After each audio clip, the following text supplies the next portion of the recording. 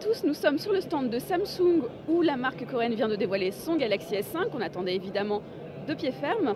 Alors ce Galaxy S5, il ressemble beaucoup au Galaxy S4, un petit peu plus carré, avec un design, vous le remarquerez, un peu glam comme Samsung l'appelle, c'est-à-dire avec cette coque texturée à l'arrière, il y a des petits trous qui sont percés dans la coque, avec un effet un peu imitation cuir et surtout irisé.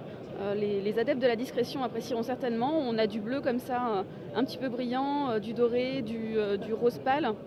Bon, c'est un choix design hein, après tout. On va avoir une épaisseur légèrement augmentée puisque là on a 8,1 mm d'épaisseur. C'est 0,2 mm de plus que le Galaxy S4, ce qui n'est pas énorme certes, mais bon c'est remarquable. Avec une tranche comme ça, avec une petite texture également qui change un petit peu. Il n'est pas très discret ce smartphone.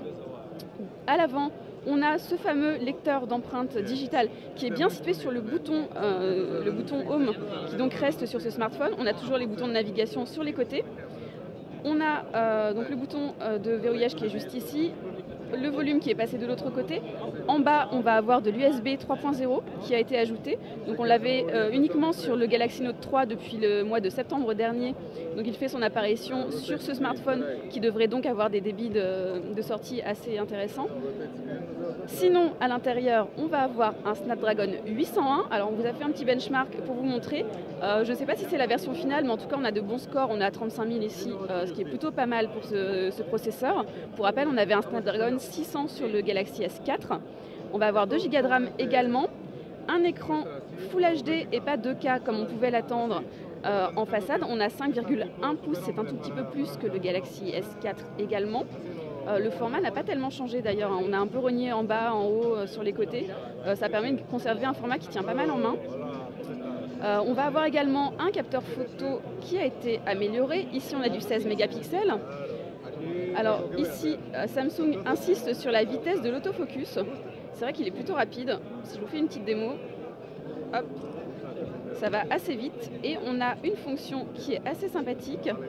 Déjà de l'enregistrement vidéo en 4K. Alors on l'a ici, voilà en UHD. On va avoir également la capacité, un petit peu comme le background defocus de Sony, c'est-à-dire selective focus. En gros, vous avez un élément en premier plan. Vous voulez un flou d'arrière-plan, vous faites votre photo, il fait son traitement et il vous fait un arrière-plan un peu flou, alors selon la distance bien sûr de l'arrière-plan.